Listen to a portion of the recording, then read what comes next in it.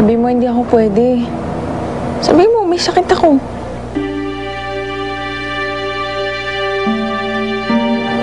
Eh, basta ayoko muna. Tatawag na lang ako, ha?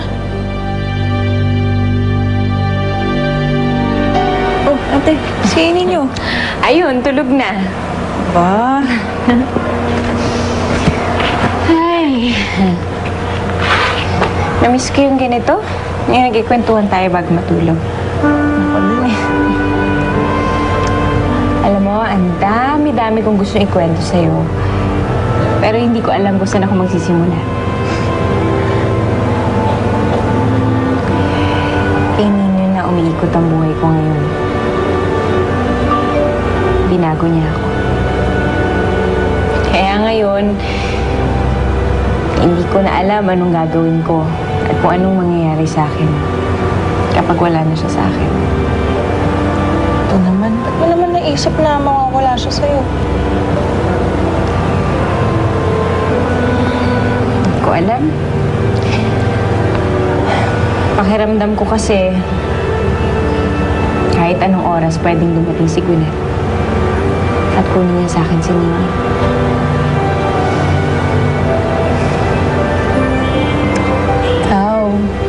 Ikaw ang parating tatanggol sa akin noon, ate. Ngayon, ako naman ang gagawa noon. Hindi kita hahayaan sa laban mo kay ninyo. Pahag naman ako dyan, oh.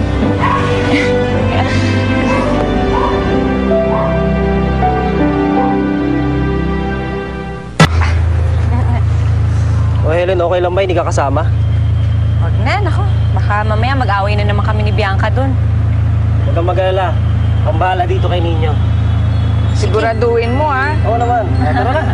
Sige. Pasok ka na dito. Forge, ingat kayo, ha? Sige, sige. Tay, babalik naman po ako agad para hindi niyo ako mamiss. Naku, namimiss na nga kita. Hindi ka pa umaalis, eh. Ay, paano naman ako makakaalis niyan? Oh, bakit? Namimiss na kita agad, eh. Bakit ba? Ang higpit naman nun, Nay. Sige. Ingat kayo, ha? Sige na. Sige, sige. Basta kami, Helen.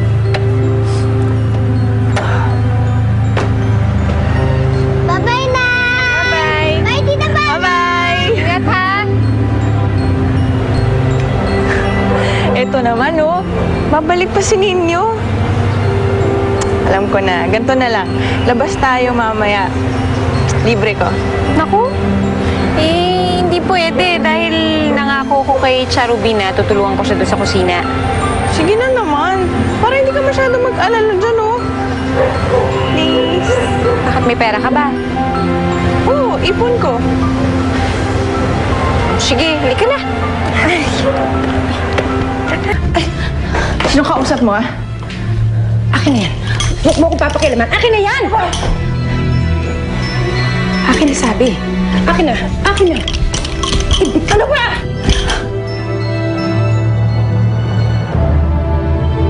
Akin na. Sino kausap mo, ah? Sino pupunta dito? Wala ka nang pakialam. Akin na sabi yan eh. Sinasabi ko na nga ba eh. Hindi ka talaga mapagkakatiwalaan eh, no? Alam mo, ikaw pakialam eh. Kasi, ha? Lagi na lang nagiging...